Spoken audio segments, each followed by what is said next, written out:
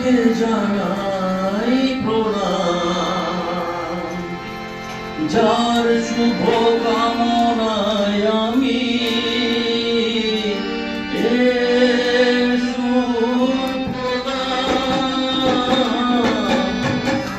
আমার গুরু দক্ষিণা, গুরুকে জানাই প্রণাম, যার শুভ কামনায় আমি বিশ্ব চরাচর তোমারি মনোহর রূপের ছায়া, এই চির সুন্দর বিশ্ব চরাচর তোমারি মনোহর রূপের ছায়া।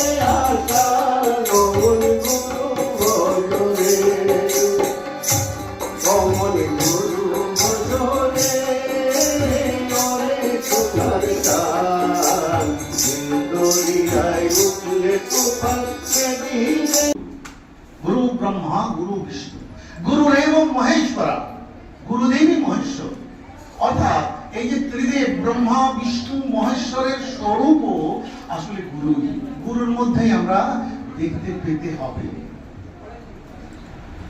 গুরু সাক্ষাৎ পরম ব্রহ্ম, তিনি সাক্ষাৎ পরম ব্রহ্ম, পরম ব্রহ্মের স্বরূপ হিসেবে তাকে আমার জীবনে আমি গ্রহণ করতে হবে, তাকে দর্শন করব এবং তাকে প্রণাম জানাবো। হে গুরু, তোমায় দর্শন করে তোমায় প্রণাম জানাই।